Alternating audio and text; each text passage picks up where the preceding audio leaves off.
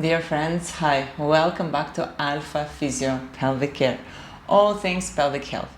If you are watching this video, this channel for the very first time, my name is Anastasia Varava and I'm qualified and certified and practicing pelvic floor physiotherapist for over 10 years of experience here in the sunny Cyprus and also online.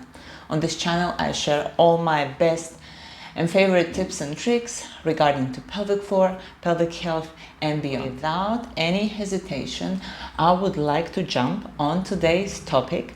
But before, make sure if you're watching this video, if you found something useful about my channel or this video, if you used some of the techniques, press that like button. It really helps me and really motivates me as well to make more contents for you.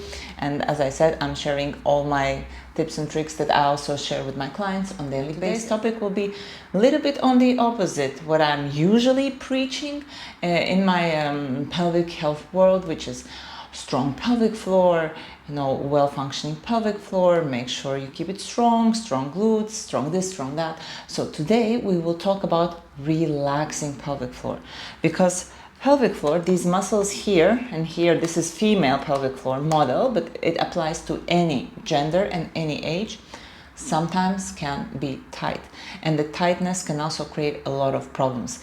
It can have effect on your sexual life, it can have effect on penetrative sex, again for both genders. It can have effect on your bowel movement, on your day-to-day mobility, on your movement, on your running, on your jumping, and even can make you leak urine when it's tight and it's not well functioning and it's not adaptive. So today we will talk about relaxation. I will take you step by step through a small routine that you can use for yourself in order to relax pelvic floor. But of course, I'll leave the best for the last. I know it's not easy to start relaxing your pelvic floor when you actually never ever thought about it, or you found it, or you don't know exactly where it is, or you never tried, or you never experienced what is relaxed pelvic floor. So I will give you a very nice trick that might help you to kind of get the sensation of what exactly is relaxation of the pelvic floor. Step number 1. Before we even start to do anything with our body, we will have to arrange our environment. In the beginning, when you start just practice, it's good to set your environment. Later on, as things becomes a little bit more automatic and easier for you, you can do it throughout your day, even with some distraction, without being actually distracted. But when you just started, it's good to set your environment. So I prefer laying down position. There is no gravity influence. You might be also sitting, but yeah, I usually teach my clients to start with laying down position unless there are particular reason they don't want to lay down, or they don't like to be in laying down position, or maybe they just fall asleep as well and they don't get to the relaxation experience bit. But I will be laying down. So make sure your surroundings are nice, quiet, nothing distracts you.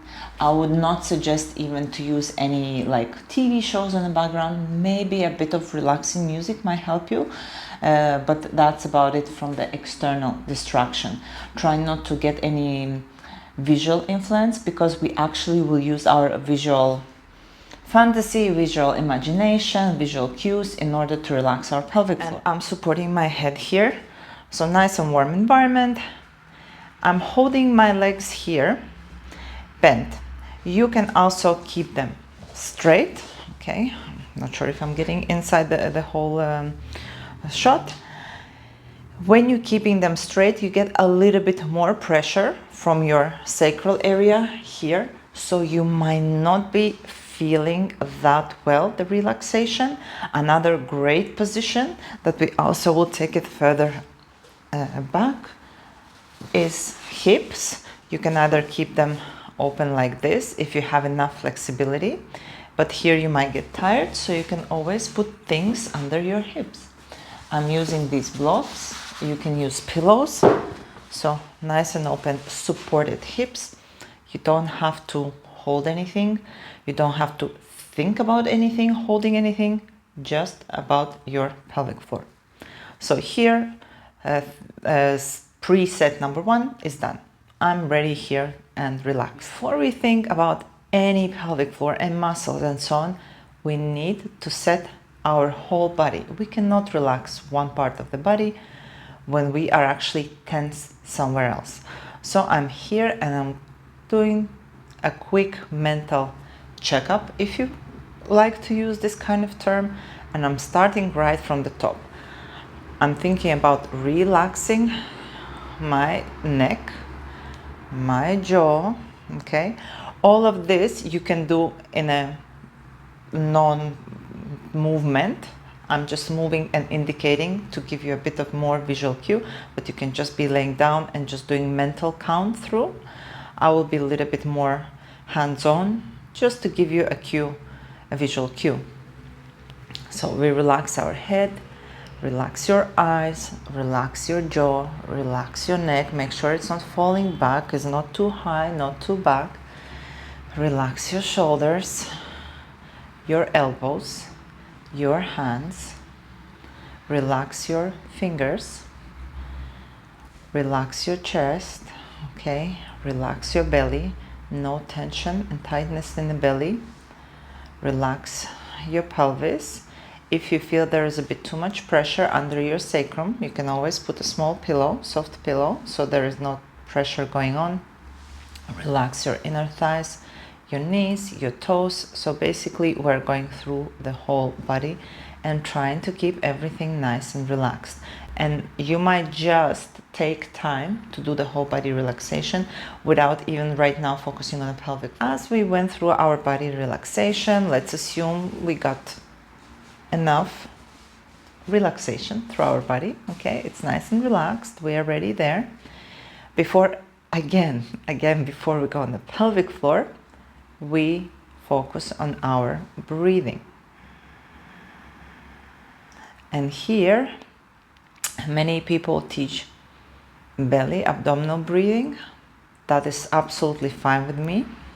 I do like to teach, even for relaxation, more of a diaphragmatic breathing, so using breath into your sides. But at the same time, as your belly raises up, this is absolutely fine. So breathing into your sides will make your diaphragm move. And mobile diaphragm means it moves along together with the pelvic floor. Pelvic floor and diaphragm, they move together, okay, as a part of the core muscles. So if you move your diaphragm and then let it go, you also let go automatically pelvic floor. Because on the breath in, we relax. On the breath in, diaphragm contracts, it flattens out, so we don't want to tighten anything against breath in, against the pressure of the diaphragm getting flatter. And as we breathe out, again, we don't squeeze anything intentionally, we just let the breath go out. If you watch my other videos, I will talk about a lot of engaging pelvic floor and the breath out. Yes, we do that when we strengthen it. Right now, we're not strengthening anything. We are relaxing. So here will be a little engagement. Unless you watch this video until the end, there will be a bit of nuance to it. Otherwise, there is no engagement. We just relax and breathe. So let's make a couple of breaths. Keeping in mind your body being nice and relaxed. Breathe through your nose. Relax, breathe out through your mouth. Every time you do that, drop your shoulders. I can feel that my shoulders are tight. I need to relax them more. Breathe out. I can feel that my inner thighs are still clenching. I'm relaxing them more. So you can mentally go through the points where you feel the tension. And this already can help you to relax your pelvic floor. As we did that, so we did our body check, our environment, our breathing, we actually move on to the pelvic floor. I would use a reference point for now, the anus, okay? Because first of all, it fits any gender, so if you're male or female, and also it's quite rare I see a person having generally tight pelvic floor and relaxed anal sphincters. So we can start there. Also, if you are a female, you can think about the vaginal opening as well, or you can just think about those two places together. So you can keep your focus whichever you feel like it's helping you to relax. I will not tell you exactly which one, because with every single client that comes through my door, different things work different. So I'm breathing in and keeping everything as relaxed as I possibly can. I know it's hard to think about what exactly is relaxation if maybe you never experienced it, but I'm just trying to let everything go. And here, quite often, the flower analogy is used. So think about like your pelvic floor, the area around the anus is like a flower that is closed, and when you breathe in, it opens up. And when you breathe out, it gently closes, but it's not clenching back again. Okay? So you're breathing in. Nice breath in. Everything is opening, releasing, relaxing. As you breathe out, you just let the breath gently collapse gently into your tummy. And we are not tensing anything on purpose. Remember, we're relaxing. Long breath in into your sides. This shouldn't be a really strong forced breath in, okay? We don't want that. So really slow breathing through the straws of your nose. And breathe out. Now, here comes a little tip number one. Some people will be okay, and some people need a little extra stretch on that pelvic floor, which can be this position, okay? I think it's called dead bug or something. Anyway, knees to the chest, open hips position, if your hips allow this. And here you take your deep breath, and that pressure that is created with bent hips and tummy can sometimes go into your pelvic floor, and you will feel it more. You will feel, yes, this is the pelvic floor. You will feel almost like a descent into the pelvic floor. And you breathe out. No contraction, no nothing. You just breathe out. And again, you take a deep breath in.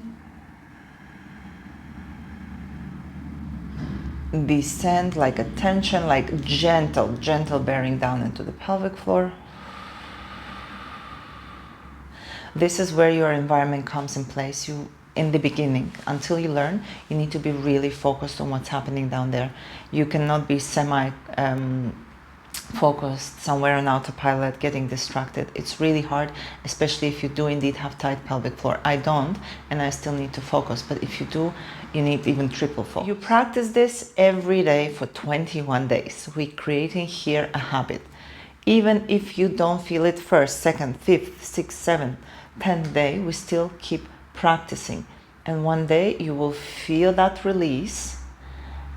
Also, if you need an extra, let's say, input, you can always ask your pelvic floor physiotherapist to use a biofeedback machine with the electrode, if you're up to it. So the electrode is getting inserted in the vagina or rectum, depending on how you measure, and then you can actually see by numbers how the relaxation is happening. This is something when you've really been trying, you can't feel anything, your pelvic floor is tight. So this is biofeedback therapy. This is the next step.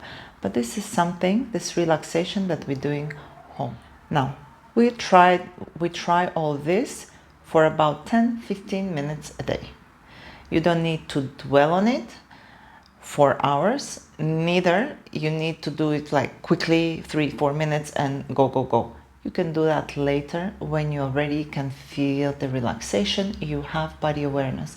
Otherwise, we need to give it good 10-15 minutes of focus and relaxation. As I promised, if you watch this video until the end, I'm going to give you one trick that might work well for you. So this is a bit of like, there is reverse psychology, this is reversed pelvic floor technique. When I see that my client struggles, okay, and they struggle at home to relax, I give them something opposite and we move away from that opposite. In this case, it will be maximum pelvic floor tension, and from there we do our relaxation. So again, I'm going to go here on my back. So I'm here in my nice position, and let's say they are tense. They have tense pelvic floor. What I'm asking them to do is to breathe in, to prepare, breathe out, and squeeze the pelvic floor to the very max. And here I'm very generous with every single compensation they might have. Glutes, give it to it. Tummy, yes. Tension here, yes. So give the maximum squeeze to everything that you can squeeze. Really put your body on tension, okay? And then you take your breath in, you let go, and on a breath out, you let go even more. One more breath in, you let go, breathe out, you let go even more. Third time, breathe in and breathe out. Let go even more. All right, so I give maximum squeeze, pelvic floor, glutes, everything, okay? If you can just feel the pelvic floor, you can do just the pelvic floor, but it's good to give it maximum squeeze, and then 3 times. See, I'm using here my hands. I do teach people sometimes to use their hands, you know, if it helps them open, open, open, whatever it works. So reverse might really work for you if you really struggle to find this relaxation. So for a quick recap, first of all, the environment, minimum distraction, maximum focus. Check through your whole body that the actual whole body is relaxed. We start with our breathing. We breathe in, we breathe in, we start relaxing, we breathe out, we let it go even more. So there is no contraction in between. And if this doesn't work, we can add a bit of visualization around your pelvic floor, how it opens like a nice flower. It's closed. On a breath in, it opens, and then breathe out, it stays open.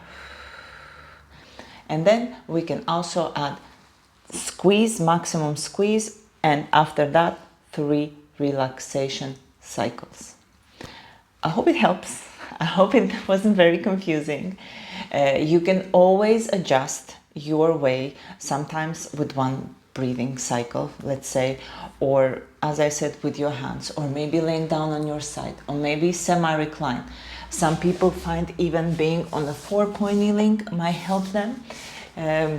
Or as I showed you, pulling your hips to your chest position. So you really need to try and test what works for you, and this is absolutely fine. You can always discuss it also with your pelvic floor physiotherapist, and it needs some practice.